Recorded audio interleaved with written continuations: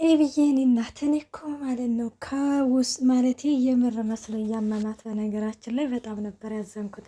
እና ሙዶቼ እነሱ ግን እንዳያችሁት የአቶ ደረጀንና እንዲሁም ደግሞ ማርታን ማለት ነው ማለት ታውቃላችሁ እንግዲህ እኔ ዲኤንኤ ምርመራውን ዛሬ ማርታ ሄዳ እንደምትቀበል ስለሚያውቁ፣ ስለዚህ የሆነ ነገር ማድረግ አለብን፣ ይሄ ትዳር ከመፍረሱ በፊት አንድ ነገር ማድረግ አለብን ብለው እንግዲህ ተመካክረው ነበረ። እነህንን እንግዲህ አይዲያ መጣው ናታን ነበረ እና ናታንም እንግዲህ አንቺ እንደታመምሽ ሆነሽ ማስመሰል አለብሽ ብሎም እንግዲህ ለኤቢ ነግሯት ነበረ። ኤቢም እንዳያችሁት ትወነውን በአሪፍ ሁኔታ እንግዲህ ተወጥተዋለች። ባለፈው እንግዲህ ዳይች ማነች ለዛዬና እንዲሁም ደግሞ ገዜ ማለት ነው ገዜና ጉርላ ሳይክ እያለችም እንግዲህ ወደዛ እየወሰደችው ነበር አይደለ?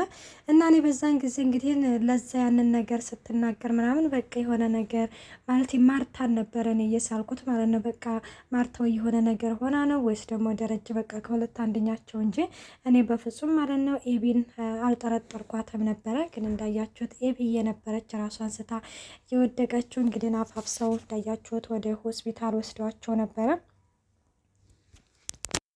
እናም ኤቢዬ እንግዲህ ግን ስትወርቅባቸው በቃ እነ ደረጀ ራሱ በጣም ተደናግጠው ነበረ። ደረጀ እንግዲህ ግን ያሰበው ናታን ያንን ነገር ያልኩን ነገር ነግርሃን ነው እንደዚህ ሆነችው ሲል፣ ኧረ አባዬ እንደዛ አይደለም አሁን ደህና ነበረች እኮ አሁን ነው ዙራት የወደቀችው እያለም እንግዲህን ትናገራለች። በነገራችን ላይ እንግዲህን ማርታ የዲኤን ምርመራውን ማለት ነው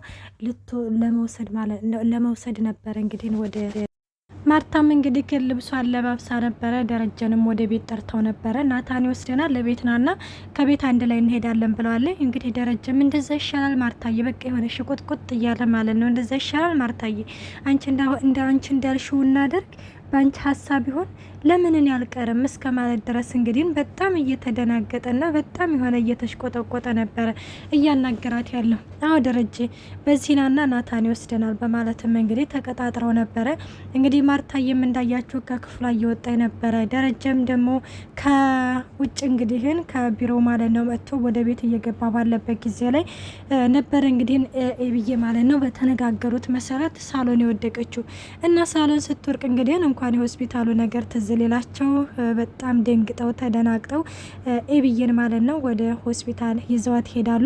እና ወደ ሆስፒታል እንግዲህ ግን ይዘዋት ሄደው እነ ገዜ ሸኝተው ከተመለሱ በኋላ ምን አለ ገዜ ማለት እንዲሁ ደግሞ ከመኪና ጋር ምናምን ባልተጋጩ አላለም። እንዲሁ ያወራኸው ነገር ባፍ ይቀርና እንዲሁ ግን ምን አይነቱ ነክ እንዴት እንደዚህ አይነት ሀሳብ ይመጣል በቅንጭላት እያለችም እንግዲህ ኤቢዬም ትናገረዋለች። አይ አላ አይደለ በቃ የሆነ ስለተደናገጠ ምናምን እንዳይጋጭ ብዬ ነው እንጂ ምናምን ይላታል። አይ ናታን በጣም ጎበዝና አሪፍ ሹፌር ነው፣ ስለዚህ ካይጋጩም ትላለ። እኔ ታዲያ መቼ አሪፍ አይደለም አልኩሽ፣ እንዲሁ ስለተደናገጠ ነው እንጂ በማለትም እንግዲህ ይናገራል።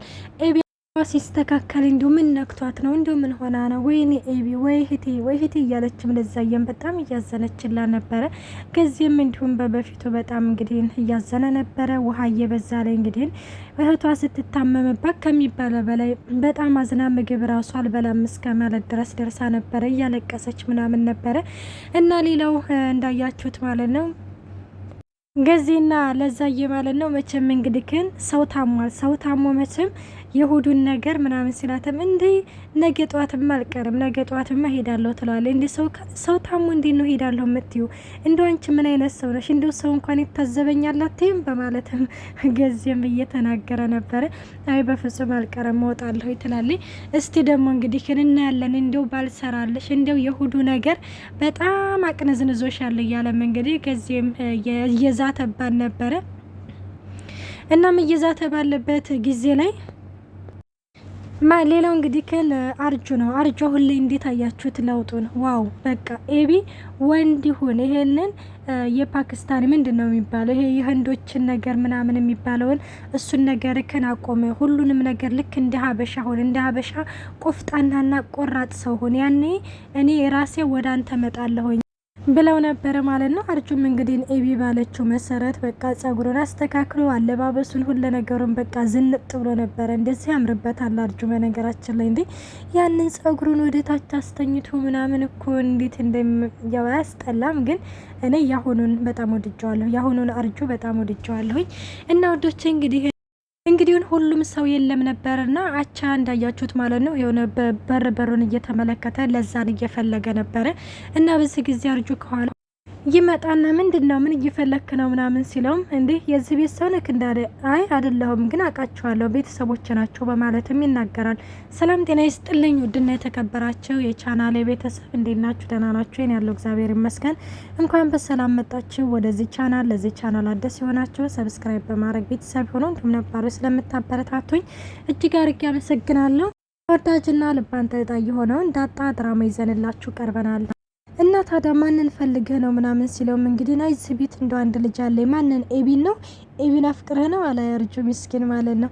አይ እኔ እንደው ሁለት ስም አላት እንደሆነ አላቅም ግን ብቻ እኔን ስትተዋወቀኝ ለዛ ብላን የተዋወቀች ሲለማ ለዛ የቤት ሰራተኛዋ ነው አዎ ደሷ ነው ታውቃታለህ እንዴ በማለትም አዎ አውቃታለሁኝ እኔም እዚህ ቤት በጣም የምወዳት እና የማፈቅራት ልጅ አለች አሁን ግን ታማ ሆስፒታል ሄዳለች ብለው ነው ግን ደግሞ ልታገባ ነው እያለም አርጁም ይናገራል። እና በዚህም ጊዜ እንግዲህ አይ ወንድ ልጅ ቆፍጠን ሲል ነው ቆፍጠን በልሽ በማለትም እንግዲህ ሲል ልጅ የሚወዱት በጣም ቆፍጠን እናም እንደዛ ሲልም እንግዲህ ከናርጀየም እንግዲህ ነው ውስጡን እየተናገረ ነበረ። እና አቻም በህ ጊዜ አንተ ግን የምርም በጣም ትክክለኛ አፍቃሪ እውነተኛ አፍቃሪ ትመስላለህ በማለትም እንግዲህ ነግራል።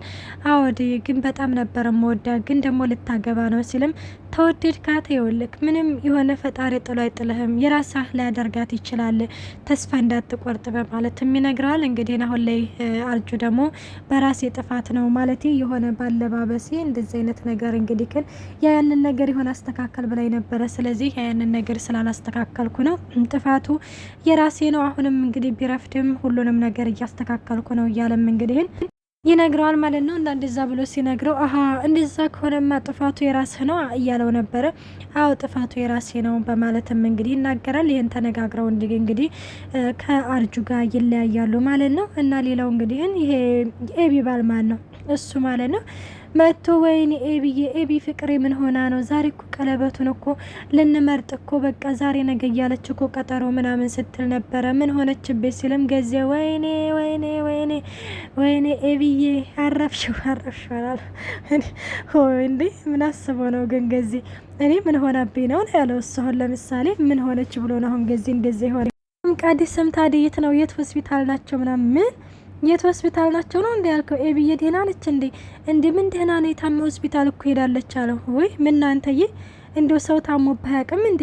እንዴት እንደዚህ ትላለህ? እንደው አሟረክብኝ ብሎ በልና ታርጋ ደውልለት ብሎም እንግዲህ ስልክ ቁጥር ይሰጠዋል። በል እንዳታስደነግጥ ሌላ ሰው ይቅርበኝ እንደው አሟረትኩብሽ እያለም እንግዲህ እንትን ይላል። እንደው እንዴት ራሴ ዘጭ ነው ያለው እያለም ነበረ።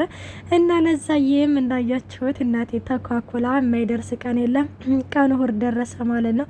እሁድ እንግዲህም በጠዋቱ አረ እኛ ሸቃላዎች እኮ ግን በቃ እንዘንጥ እኮ እንዴ ለዛ የእናንተ ጨረቃ መሰለች እኮ ሜካፓን አድርጋ ይሄ ላፕስቲክ ምናምን ተቀብታ ምናምን ማሻአላ ብያለሁ።